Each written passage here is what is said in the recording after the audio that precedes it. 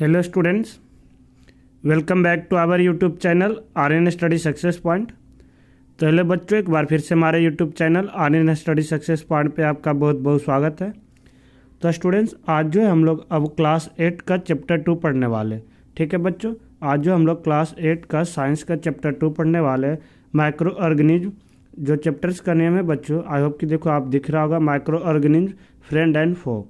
ठीक है, इसके बारे में पढ़ने। तो सबसे पहले हम इंट्रोडक्शन पढ़ते हैं कि क्या होता है माइक्रो ऑर्गेनिज्म, होता क्या है। चलिए स्टूडेंट्स, हमें इसके बारे में जानना है।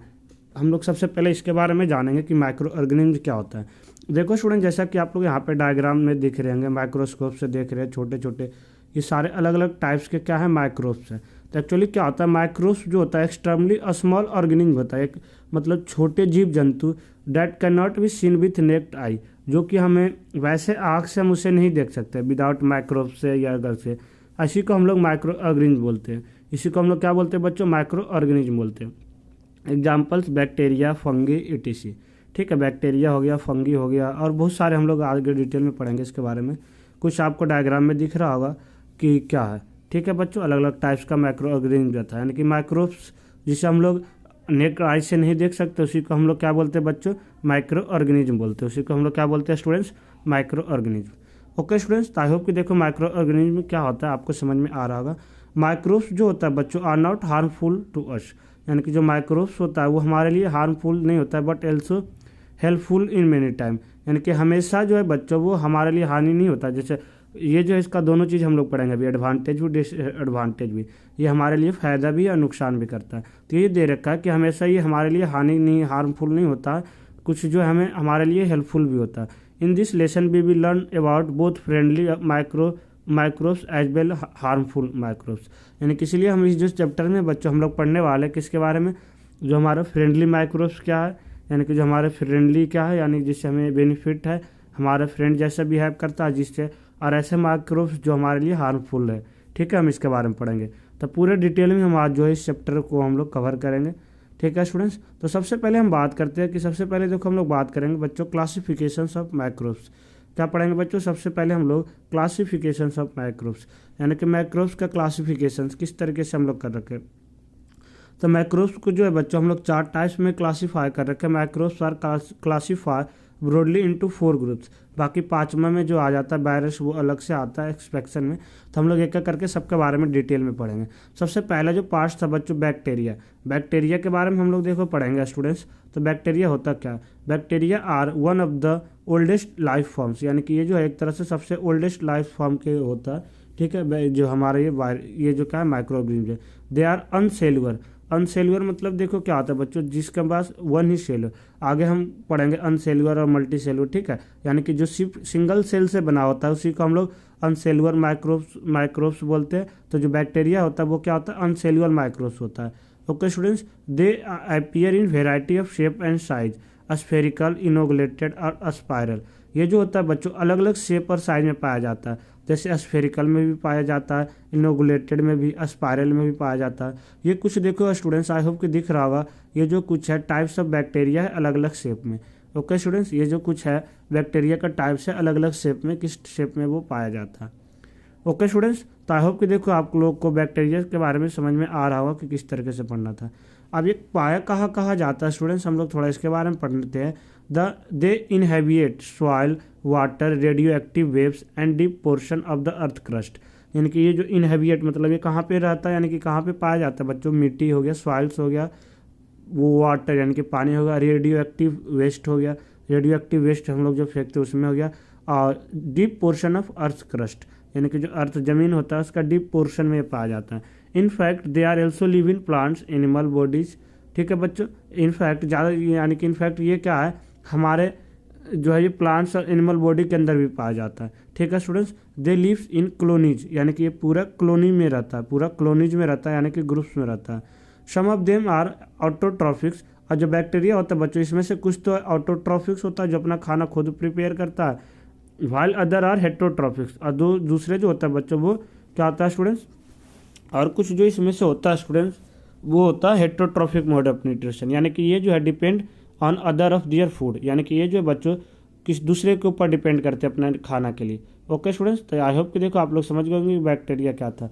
जो बैक्टीरिया हो गया एक्चुअली हमारे ह्यूमन इंटेस्टाइन के अंदर भी पाया जाता है स्टूडेंट, देखो हमारे ह्यूमन बॉडी के अंदर भी पाया जाता है। तो आई होप कि देख रहे होंगे कि ये देखो bacteria inside human intestine. Okay students, I hope कि देखो आप लोग देख पा रहे होंगे, जब हम इसे हम थोड़ा जूम करके देखें तो आई होप कि देखो आपको दिख रहा होगा कि किस तरह से हमारा इंटेस्टाइन के अंदर पाया जाता है। ओके स्टूडेंट्स, तो आई होप कि देखो आपको समझ में आ रहा होगा कि क्या था। आफ्टर देन हम लोग जो बात करते हैं बच्चों, जो सेकेंड हमारा फॉर्म था माइक्रोब्स का, वो फंगी। क्या है बच्चों? फंगी। यानी कि फंगी क्या होता है? We should be have seen fungi as a white layer on the bread. देखो जैसे हम लोग ब्रेड हो गया या कोई भी हमारा ऑर्गेनिक खाने का जो सामान वगैरह होता है ना, खास करके आप लोग ब्रेड में देखते हैं कि वाइट लेयर हो जाता है। एक दो दिन हम उसे हवा में ऐसे छोड़ दें तो खराब हो जाता है और एक वाइट लेयर उसके ऊपर चढ़ जाता है, ब्रेड हो गया या रोटी हो गया। ठीक है, you inside out of the room temperature quite few day, कुछ ही दिन में फंगी जो होता है get favourable condition and therefore they grow.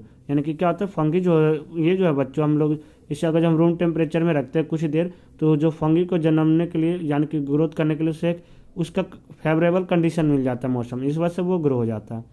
क्योंकि वो ऑर्गेनिक चीज़ है, वो डिके होना स्टार्ट करता है, उससे फंगी का फॉर्मेशन हो जाता है। बट वही ब्रेड को हम लोग बच्चों जब रेफ्रिजरेटर में रखते हैं या कहीं रिमेन फ्रेश लॉन्ग अगर और कहीं रख दिए अच्छे से, तो क्या होता है वो उसके अंदर ज़्यादा दिन तक यानी कि वो रह जाता है, उसके अंदर से ब्रेड वगैरह का फंगी का फॉर्मेशन नहीं होता। तो यानी कि हमें ये पता चला कि फंगी का एक एटमॉस्फेरिक कंडीशन है जहाँ पे अगर हम रखेंगे तो उस टेम्परेचर में उसका ग्रो अप होता है।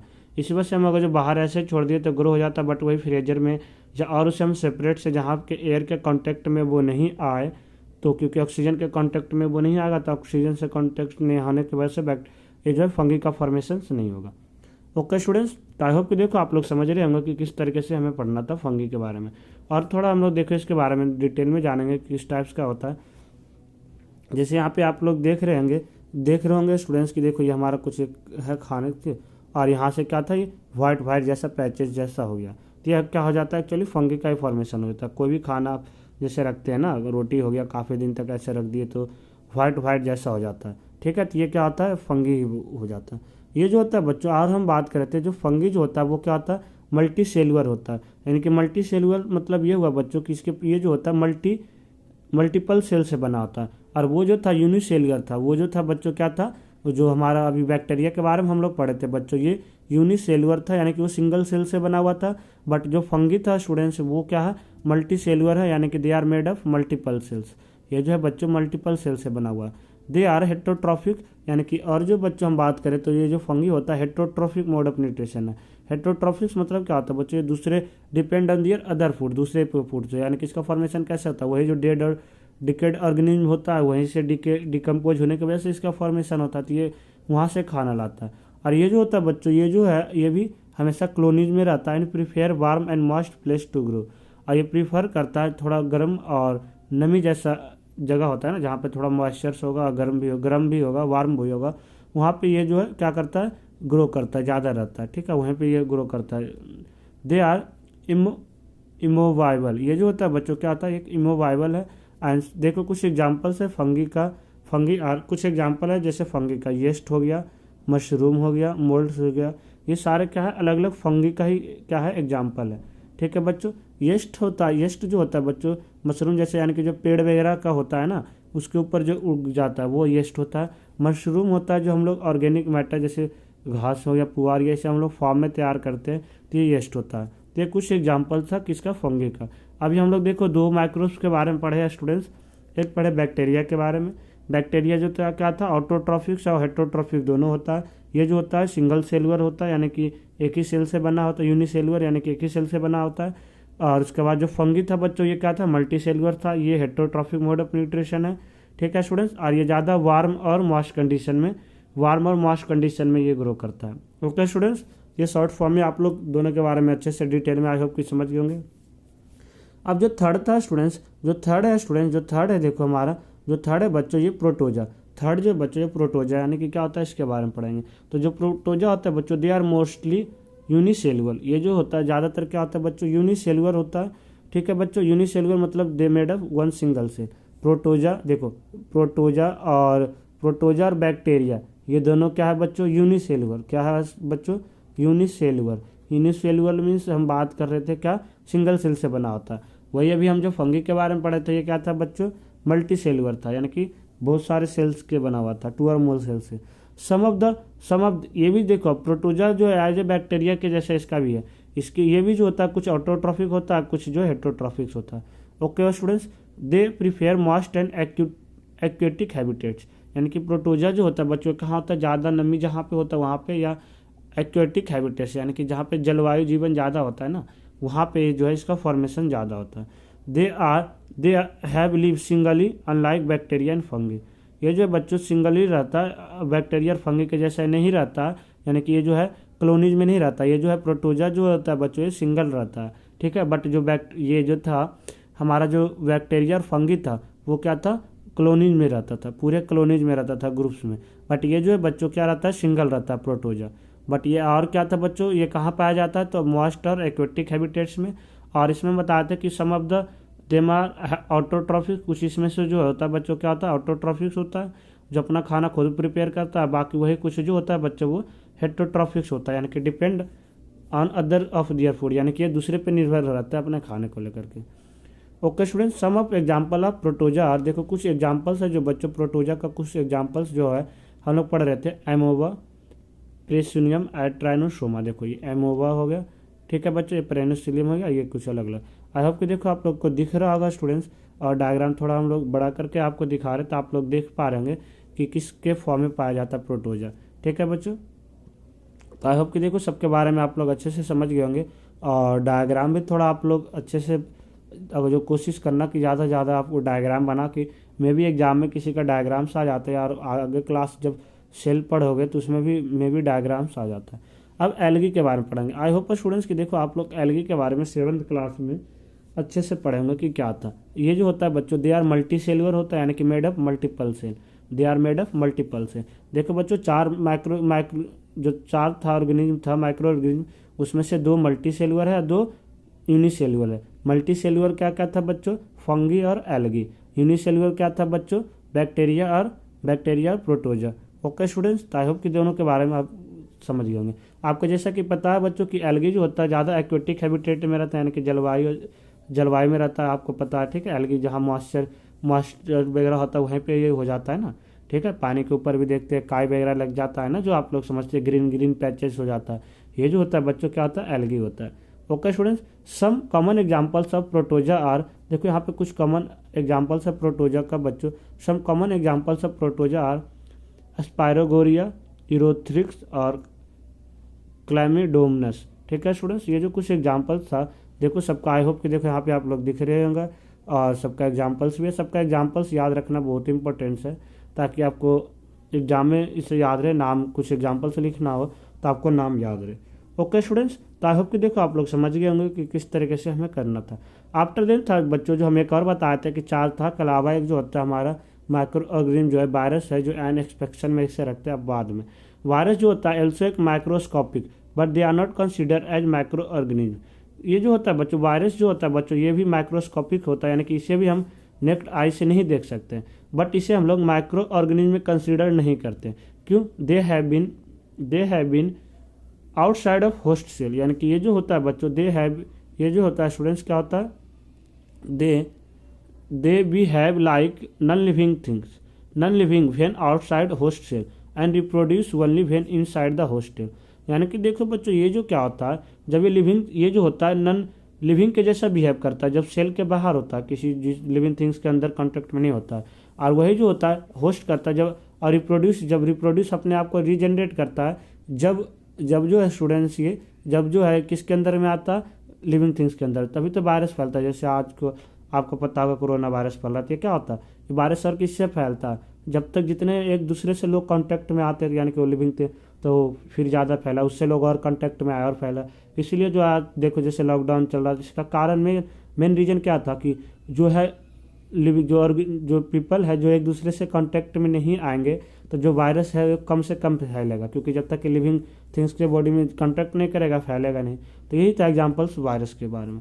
आई होप स्टूडेंट्स कि देखो वायरस क्या होता है आप लोग के बारे में समझ गए होंगे, और इसीलिए हम इसे माइक्रो ऑर्गेनिज्म के अंदर नहीं रहते, इसे एक्सपेक्शन में लेकर के पढ़ते हैं।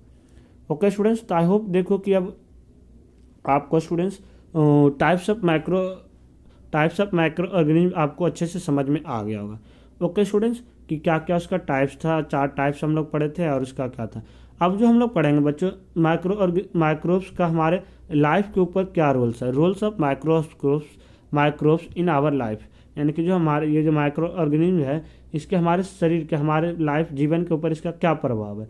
तो हम जैसा कि आपको बताए थे कि इसके वजह से हमारे इससे कुछ एडवांटेज भी है स्टूडेंट्स, एंड कुछ जो है नॉन डिसएडवांटेज भी है, ठीक है। यानी कि डिसएडवांटेज और एडवांटेज इसका दोनों, यानी कि इससे हमें कुछ तो हानि भी है और लाभ भी, दोनों चीज़ें।